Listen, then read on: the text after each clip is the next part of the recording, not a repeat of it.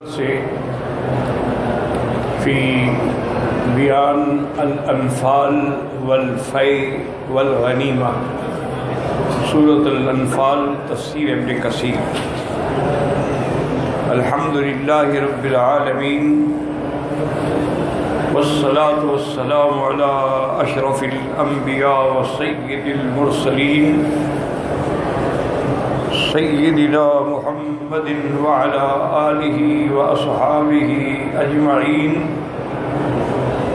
اللہم صل علی سیدنا محمد وعلى آل سیدنا محمد کما صلیت علی ابراہیم وعلى آل ابراہیم فی العالمین انک حمید مجید۔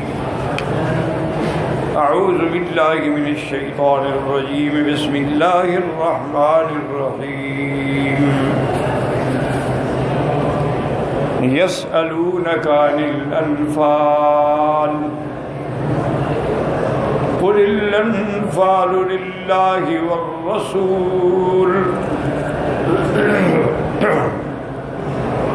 فاتقوا الله وأصلحوا ذات بينكم وأطيعوا الله ورسوله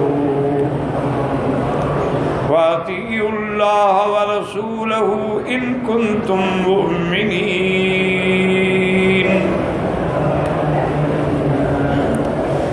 الحمدللہ، درس سابقہ میں نے عرض کیا تھا کہ اب حضور صلی اللہ علیہ وسلم کے صحابہ نے مدینہ منورہ کی طرف ہجرت شروع کی۔ حبشہ سے بھی صحابہ مدینہ ہجرت کر کے پہنچے اور حضور صلی اللہ علیہ وسلم بھی اللہ کے حکم کے انتظار میں تھے۔ اہل مکہ نے، کفار مکہ نے، قریش مکہ نے دار الندوہ میں اجتماع کیا کہ حضور صلی اللہ علیہ وسلم کی دعوت جو ہے وہ پھیلتی جا رہی ہے اور اب آپ کی جماعت جو ہے وہ آہستہ آہستہ مدینہ منورہ میں جمع ہو رہی ہے، اور کچھ مدینے والوں نے بھی حضور صلی اللہ علیہ وسلم کی بیعت کر لی ہے۔ اگر حضور وہاں تشریف لے گئے تو آپ کو ایک مستقر مل جائے گا، مرکز مل جائے گا، مقام مل جائے گا جہاں سے پھر آپ اپنی تحریک اسلام کو پوری قوت سے چلائیں گے، لہذا ہمیں اس کا پہلے فکر کرنا چاہیے۔ بہرحال خلاصہ یہ ہے کہ آخر میں انہوں نے فکر کیا اور فیصلہ کیا کہ ہم ہر قبیلے کا آدمی ایک جوان دے، حضور صلی اللہ علیہ وسلم کے گھر کا محاصرہ کریں اور جب آپ آئیں تو آپ کو شہید کر دیا جائے۔ بنو ہاشم اکیلے ہمارا مقابلہ نہیں کر سکتے۔ اسی پر متفق ہوئے۔ حضور صلی اللہ علیہ وسلم سیدنا ابو بکر کے گھر میں آئے، آپ کو حکم دیا ہجرت کی تیاری کا۔ حضرت علی رضی اللہ تعالیٰ کو حکم فرمایا کہ آپ میرے بستر پہ لیٹ جائیں۔ حضور صلی اللہ علیہ وسلم اپنے گھر سے نکلے تو آپ نے مٹی بھی اٹھائی، اور بعض روایات میں ہے کہ آپ نے یہ آیت بھی تلاوت فرمائی، وَجَعَلْنَا مِن بَيْنِ أَيْدِيهِمْ سَدًّا وَمِنْ خَلْفِهِمْ سَدًّا فَأَغْشَيْنَاهُمْ فَهُمْ لَا يُبْصِرُونَ شَاهَدَ الْوُجُوهُ شَاهَدَ الْوُجُوهُ شَاهَدَ الْوُجُوهُ، اور حضور نے وہ مٹی پھینکی۔ اب لا شک کا بھی ڈالے کہ حضور پاک نے تو مٹی سامنے پھینکی تھی، لیکن اللہ نے وہ سب کی آنکھوں میں پہنچا دی۔ اسی لیے قرآن میں آتا ہے کہ وَمَا رَمَيْتَ إِذْ رَمَيْتَ وَلَكِنَّ اللَّهَ رَمَى، اور مٹی کسی کی آنکھ میں آئے تو بے چین ہو جاتے ہیں، لیکن ان کی آنکھوں میں جب مٹی آئی تو غفلت کی نیند طاری ہو گئی، اور بڑے سکون سے حضور صلی اللہ علیہ وسلم اپنے گھر سے تشریف لے گئے۔ اور بات یہاں تک پہنچی تھی کہ حضرت ابو بکر رضی اللہ عنہ کو ساتھ لیا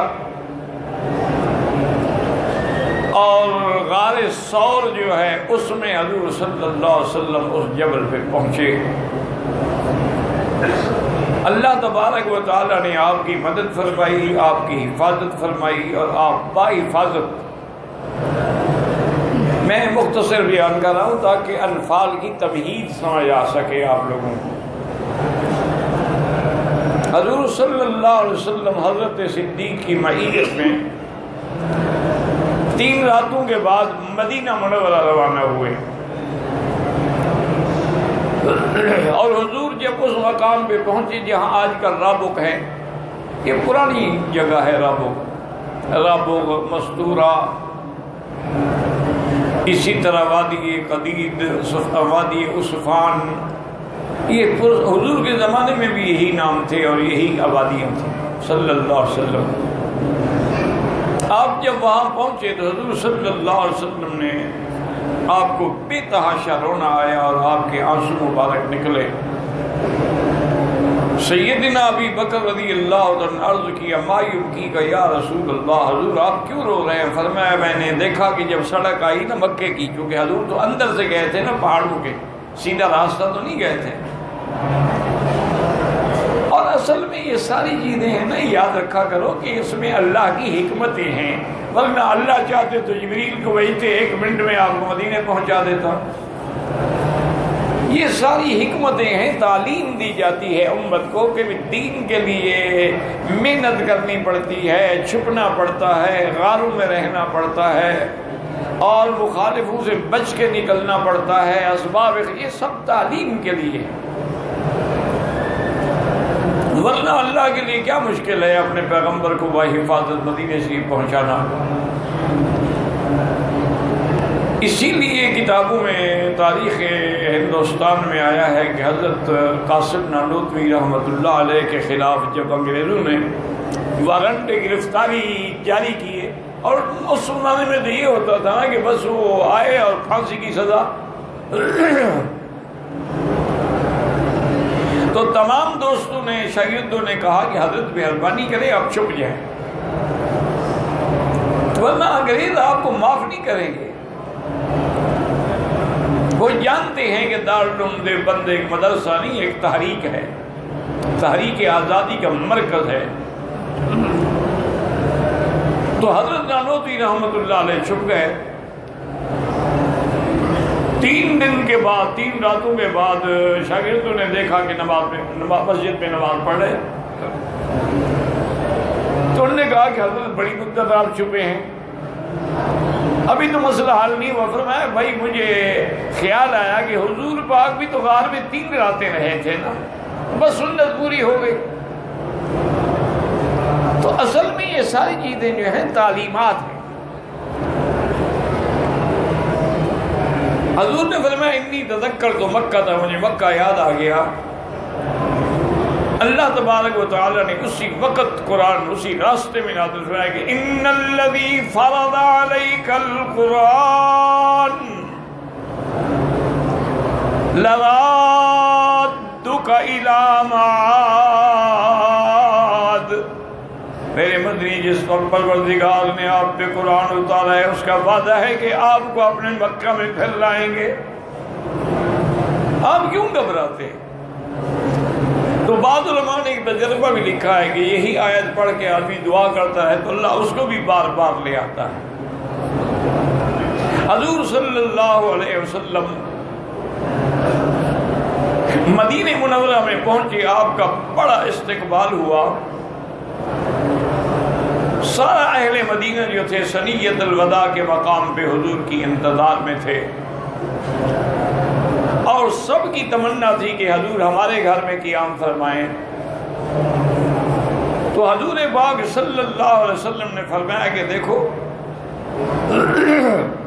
میں جس اونٹنی پہ سوار ہوں نا، یہ اللہ کے حکم پہ چلتی ہے، اللہ کے حکم کی پابند ہے، ویسے بھی ہر چیز اللہ کے حکم پہ چلتی ہے۔ جس گھر کے آگے یہ اونٹنی بیٹھ جائے گی میں اسی کا مہمان بنوں گا۔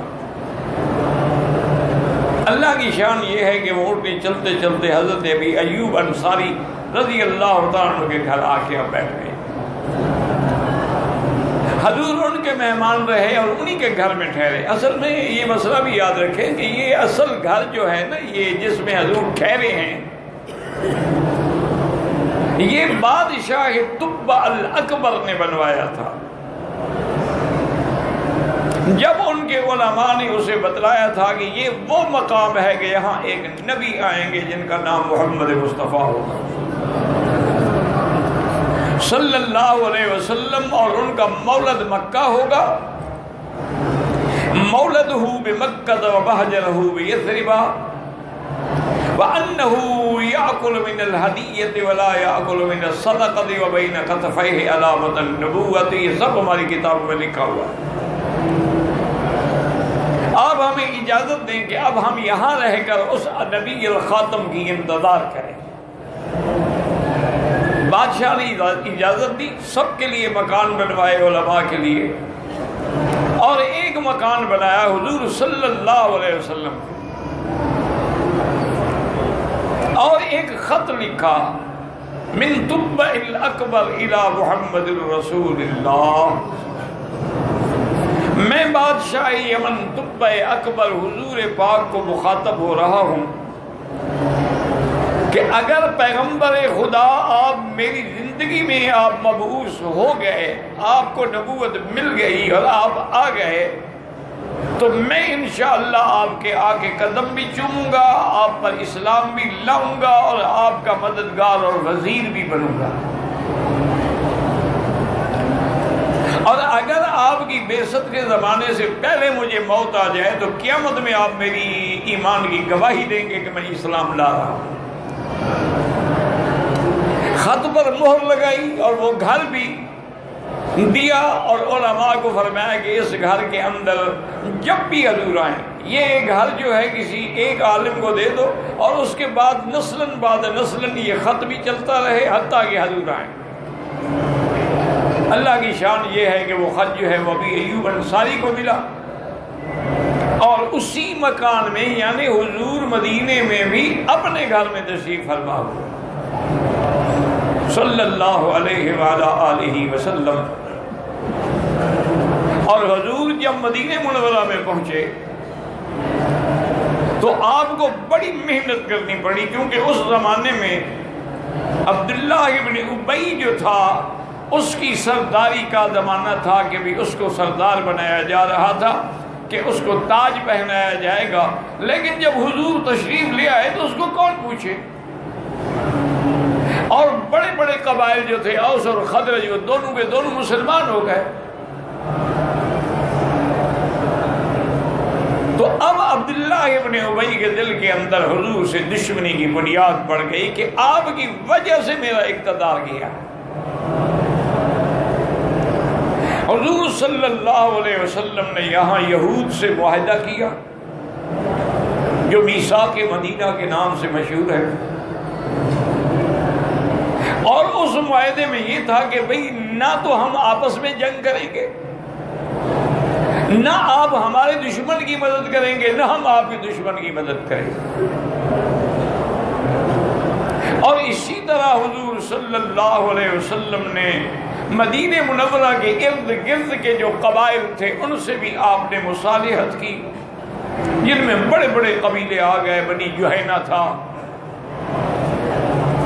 اسی طرح آپ نے سرایہ بھیجے جو سریہ حمزہ، سریہ ابی عبیدہ، سریہ ابوات کے نام سے مشہور ہے۔ سریہ اس کو کہتے ہیں کہ حضور کی فوج تو جائے لیکن حضور نہ جائیں، اور غزوہ اس کو کہتے ہیں کہ جس میں حضور پاک خود بھی شریک ہو۔ وہ سرایہ اس لیے نہیں بھیجے گئے تھے کہ کشت و قتال ہو اور لوگوں کو قتل کیا جائے، بلکہ ایک قسم کا دباؤ تھا، اور اپنی بنیادوں کو مستحکم کرنا تھا۔ اور خاص طور پہ حضور نے ان ساحلی علاقوں پر توجہ دی جو مکے والوں کا تجارتی راستہ تھا شام کے لیے۔ یہ ساری تیاریاں جو ہیں وہ ہوتی رہی، آخر اللہ کی شان ہے کہ وقت آ پہنچا کہ حضور صلی اللہ علیہ وسلم کو خبر ملی کہ ابو سفیان ایک بہت بڑا تجارتی قافلہ لے کے شام سے مکے کی طرف روانہ ہے، اور اس میں 50,000 اشرفیاں، سونے کی اشرفیاں ہوتی تھیں، 50,000 اشرفیوں کا مال ہے، اور جس میں مکے والوں کا سب کا حصہ ہے۔ اگر دشمن پر ضرب ماری جائے اور اس کی اقتصادی قوت کو توڑ دیا جائے تو وہ کافی کمزور ہو جاتا ہے۔ حضور صلی اللہ علیہ وسلم نے صحابہ کو بلایا، مشورہ کیا، کیونکہ اس وقت تو کوئی جنگ کا ارادہ ہی نہیں ہے نا۔ اس وقت تو مقصد صرف یہ تھا کہ ہم نے قافلے کو روکنا، اور یہ بھی پتہ لگا کہ قافلے کے ساتھ 40 آدمی ہیں۔ حضور فرمایا بھی جو چلے اس کی مرضی، جو نہ چلے اس کی مرضی۔ تو بہرحال یہ قافلہ نبوت جو تھا یہ چل پڑا، اور ان کا مقصد اسی قافلے کو روکنا تھا۔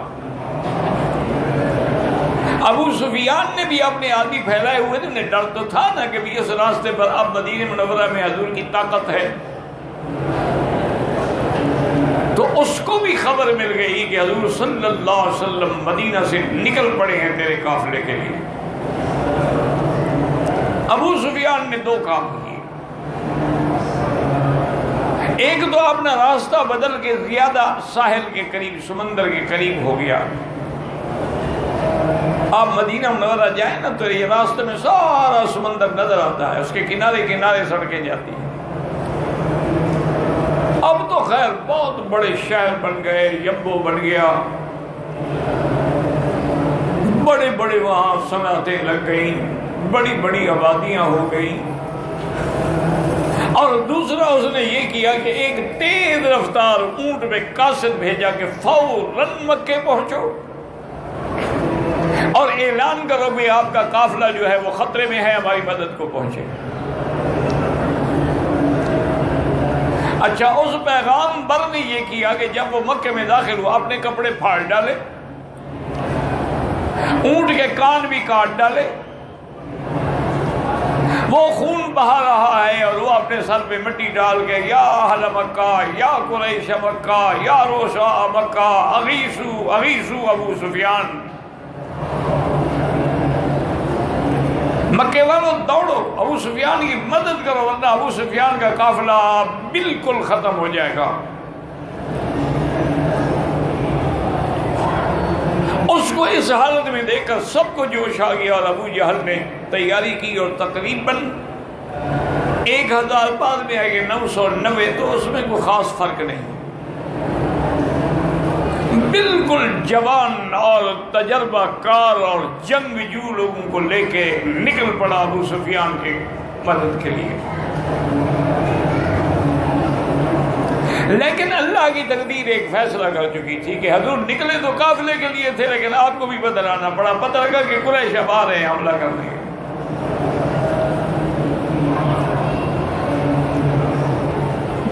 ابو سفیان تو اپنا قافلہ نیچے سے لے کے نکل گیا، اور اس نے ابو جہل کو پیغام بھی بھیجا کہ جب ہمارا قافلہ سلامتی سے بچ گیا ہے، ہم نکل گئے ہیں، اب ہمیں نہیں لوٹ سکتے، تم بھی واپس آ جاؤ راستے سے۔ تو اس نے کہا کہ ابو سفیان کو پیغام دو کہ اب میں مکے سے نکل پڑا ہوں، اب فیصلہ کن جنگ ہوگی، میں 1000 کا لشکر جرار لے کے نکلا ہوں، اور اب میں واپس نہیں آؤں گا جب تک مسلمانوں کی پوری قوت اور طاقت کو ہمیشہ کے لیے ختم نہ کر دیا جائے۔ حتیٰ کہ وہ اتنے شوق سے آئے تھے کہ گانے والی عورتیں اور یہ سارے انتظام کر کے آئے تھے کہ ہم خوشیاں منائیں گے، وہاں مجرے ہوں گے، وہاں یہ ہوگا وہ ہوگا۔ اور اسی راستے میں ابو جہل کو ابلیس لعین جو ہے وہ بھی ایک قبیلے کے سردار کی شکل میں گھوڑے پہ سوار وہ بھی قریب آیا، اور اس نے کہا کہ وہ تو ابو الحکم کہتے تھے، تھا تو ابو جہل۔ اس نے کہا کہ مجھے پتہ لگا ہے کہ تم مسلمانوں کے خلاف جنگ لڑنے کے لیے جا رہے ہو، تو میں بھی اسی لیے آیا ہوں، اور میرا قبیلہ بھی سارا پیچھے آ رہا ہے۔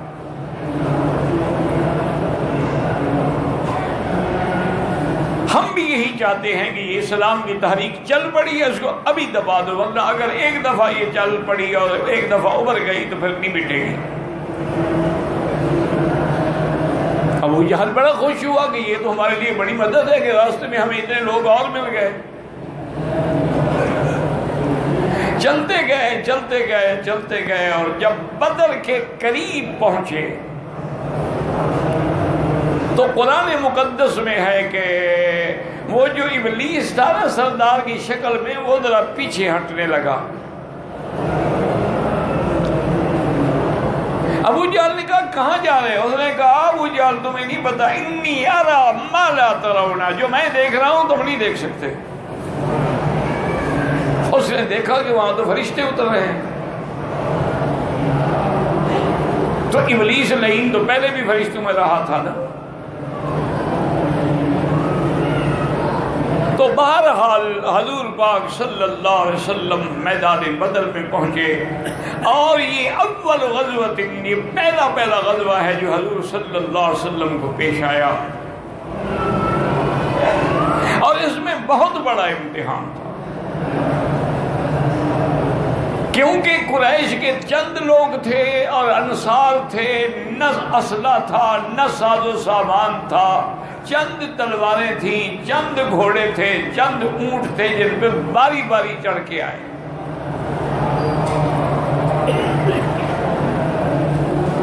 حضور صلی اللہ علیہ وسلم کھڑے ہیں، رات کو دعائیں مانگ رہے ہیں، اللہ تعالیٰ سے آپ اتنی عاجزی سے، تضرع سے گڑ گڑا کے کہ اللہم ان لم تنصرنا اليوم،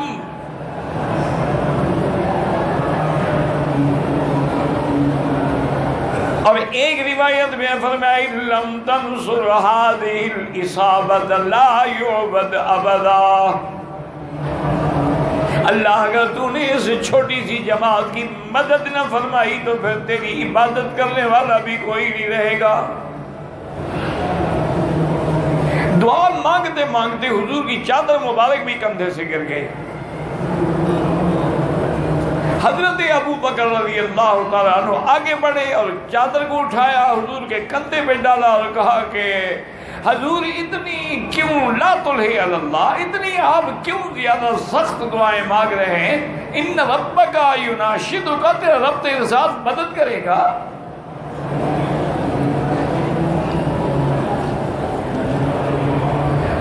اور حضور کے لیے ایک عریش بنائے گا، عریش کہتے ہیں چھپر کو، اور خدا کی شان دیکھیں گے وہاں پہرے کے لیے سیدنا ابو بکر کھڑے ہوئے ہیں۔ اسی لیے سیدنا علی رضی اللہ تعالی عنہ سے کسی نے سوال کیا تھا، وہ یعنی شیعان علی میں تھا اور اس کے دل میں بغض تھا صاحب سے۔ اس نے کہا کہ حضرت میں ایک سوال آپ سے پوچھنا چاہتا ہوں کہ من اشجع الناس، صحابہ میں سب سے بڑا بہادر کون ہے؟ تو صاحب بات ہے، اس کا خیال تھا حضرت علی کہیں گے کہ میں ہوں، اور کون ہے؟ حضرت علی نے فرمایا کہ اشجع الناس ابی بکر، سب سے بڑا بہادر ابو بکر ہے۔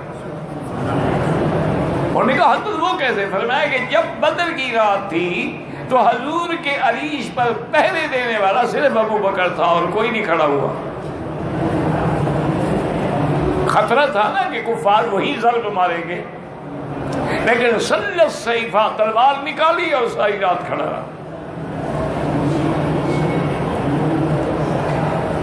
اور دوسرا اس نے کہا کہ دیکھیں آپ سے بھی بہادر میں، ہاں مجھ سے بھی بہادر ہے، میرے کندھے پر تو حضور نے ایک قدم رکھا میں برداشت نہ کر سکا، یہ ابو بکر کی بہادری تھی کہ حضور کو کندھے پہ بٹھا کے 3 میل کی چڑھائی چڑھ گیا۔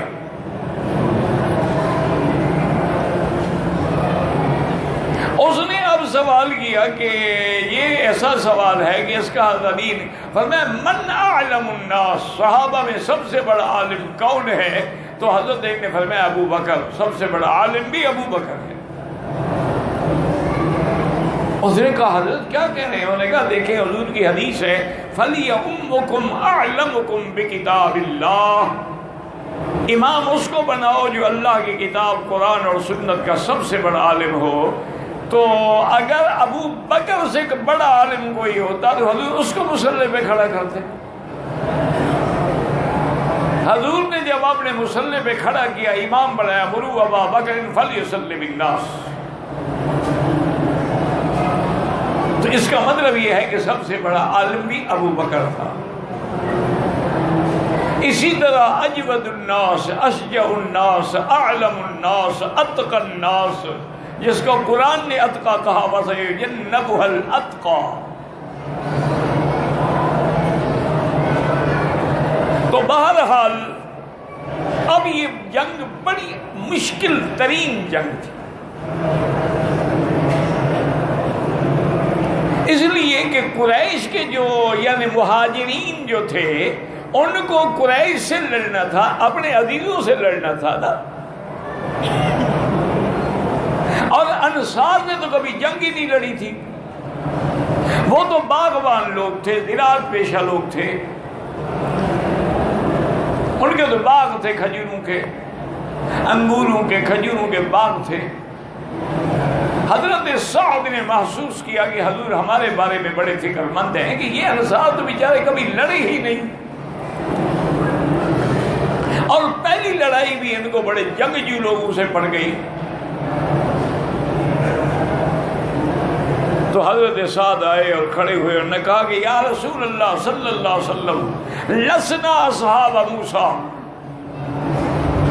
ہم موسیٰ علیہ السلام کے ساتھی نہیں ہیں جو کہیں گے فَاذْهَبْ أَنْتَ وَرَبُّكَ فَقَاتِلَا، تم اور تمہارا خدا جائے لڑے، ہم یہاں بیٹھے ہیں.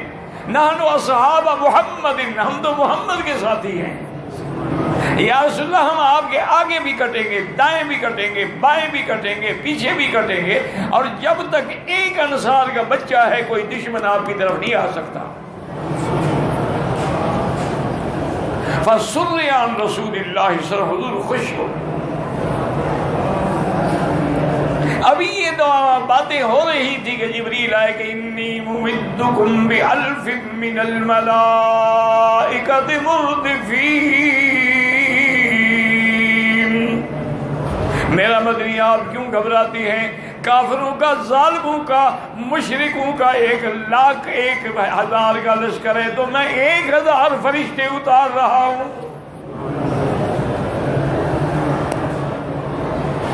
اسی لیے اللہ فرماتے ہیں وَلَقَدْ نَصَرَكُمُ اللَّهُ بِبَدْرٍ وَأَنْتُمْ أَذِلَّةٌ. اللہ نے آپ کی مدد کی، آپ بڑے کمزور تھے، ضعیف تھے، ہتھیار بھی نہیں تھے، لیکن اللہ نے ایسی مدد کی، ایسی مدد فرمائی کہ کافروں کے 70 سردار مارے گئے اور 70 قید ہو گئے.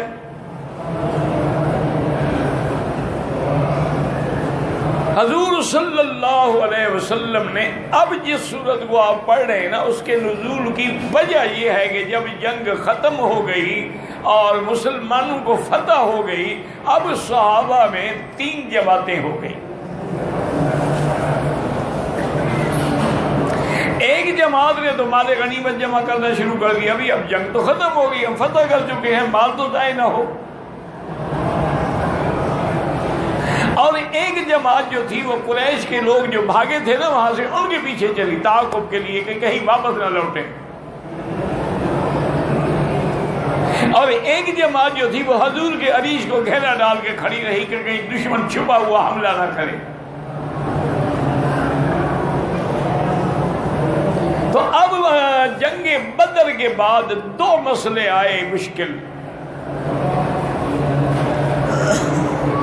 ایک تو مشکل مسئلہ یہ آیا کہ مال غنیمت جو ہے، انفال جو ہے، یہ تقسیم کیسے ہو.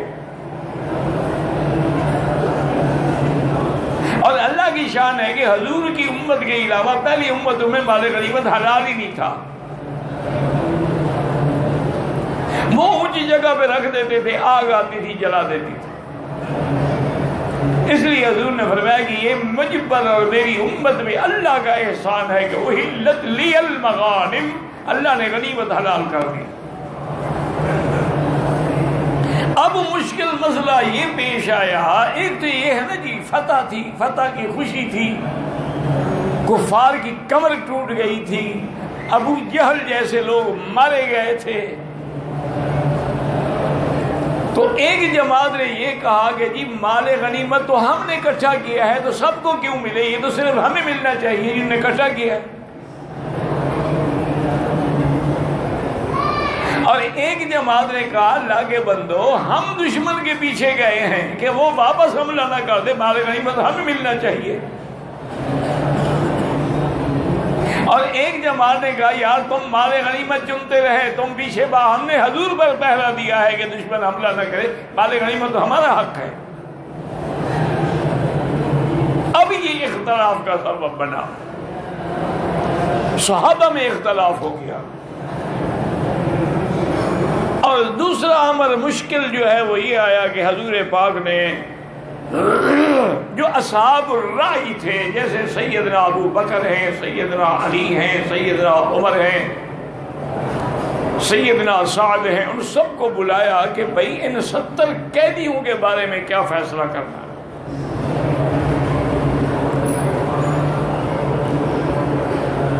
ان کو ہم قتل کر دیں، ان کو ہم چھوڑ دیں، یا ان سے ہم بدلے میں فدیہ لیں اور اپنا اپنا فدیہ دے کے وہ اپنی رہائی لیں تاکہ اس مال سے مسلمانوں کا فائدہ ہو۔ حضرت ابو بکر رضی اللہ عنہ نے عرض کیا کہ یا رسول اللہ صلی اللہ علیہ وسلم میری رائے تو یہ ہے کہ چھوڑ دیں، ان میں آپ کے بھی رشتہ دار ہیں، ہمارے بھی رشتہ دار ہیں، سب صحابہ کے رشتہ دار ہیں، اور ان کو بڑی مار پڑی ہے، اب یہ حملہ کرنے کی پوزیشن میں نہیں رہیں گے، اور اگر آپ چھوڑ دیں گے تو سردار لوگ ہیں آپ کا احسان مانیں گے۔ بندے کو احسان مارتا ہے، الانسان عبید الاحسان۔ حضور نے فرمایا عمر تمہاری کیا رائے ہے؟ حضرت عمر کھڑے ہوئے نے کہا یا رسول اللہ میری رائے یہ ہے کہ میرے ہاتھ میں بھی تلوار دیں، علی کے ہاتھ میں بھی تلوار دیں، ہر صحابی کے ہاتھ میں تلوار دیں، اپنے اپنے رشتہ داروں کی گردنیں اڑا دیں، کفر کو ختم کر دو، ان کا بیج ہی نہ بچے۔ حضرت عمر نے کہا واقعی، حضور نے فرمایا عمر واقعی تم شدید ہو، کیونکہ تورات میں بھی حضرت عمر کے بارے میں آیا تھا کہ قرن من الحدید، لوہے کا سینگ ہے، اس کو کوئی ہلا نہیں سکتا، توڑ نہیں سکتا۔ انہوں نے کہا جی آپ کی مرضی ہے، ہم آپ کے حکم پہ چلیں گے، لیکن میری رائے یہی، حضرت سعد کی بھی یہی رائے تھی۔ پھر ایک تو مال غنیمت کا سمجھ لیں کہ حضور نے یہ فیصلہ کیا کہ تمام صحابہ میں برابر تقسیم کیا جائے، اور قیدیوں کے بارے میں یہ فیصلہ کیا بھی ہر قیدی اپنا فدیہ ادا کر کے رہائی لے۔ حضور صبح کو بیٹھے ہیں، سیدنا ابو بکر بھی بیٹھے ہیں، حضور رو رہے ہیں، فمر بہما عمر، حضرت عمر گزرے، سلام کیا، ماذا یبکی کا یا رسول اللہ، انہوں نے کہا عمر اللہ کا عذاب اس درخت کے قریب آ گیا تھا، اگر وہ اتر پڑتا نا تو تیرے اور سعد کے سوا کوئی بھی نہ بچ سکتا۔ اللہ نے قرآن میں تنبیہ فرما دی ہے کہ ما کان نبی ان یکون لہ اسرا، ہم آپ کو قیدی بنا کے دشمن دیتے ہیں، آپ چھوڑ دیتے ہیں۔ تو اللہ نے بھی آپ کی رائے کو قبول کیا، لیکن اب تو فیصلہ ہو چکا تھا، اور اسی لیے لیکن اللہ نے فرما دیا کہ لولا، اللہ پہلے فیصلہ فرما کے آپ کی بخشش کر چکے ہیں، لمسکم فیما اخذتم عذاب عظیم، اگر اللہ آپ کو بخش نہ چکے ہوتے تو آج پکڑے جاتے آپ۔ تو مال غنیمت کا فیصلہ یہ ہوا کہ ان سب میں برابر تقسیم ہو گیا۔ اچھا، اور قیدیوں کے بارے میں ہوا کہ فدیہ ہو، لیکن اللہ کا عتاب تو آ گیا، بعد میں اللہ نے خود نبی پاک کو اختیار دے، اما منم بعد و اما فداء، آپ کی مرضی ہے احسان کریں یا بدلہ یا فدیہ لے کے چھوڑ دیں۔ تو اس پر یہ سورت مبارک نازل ہوئی کہ انفال کے بارے میں پوچھتے ہیں یہ کس کا ہے؟ یسألونک عن الانفال، زندگی باقی تو بات باقی، واللہ اعلم۔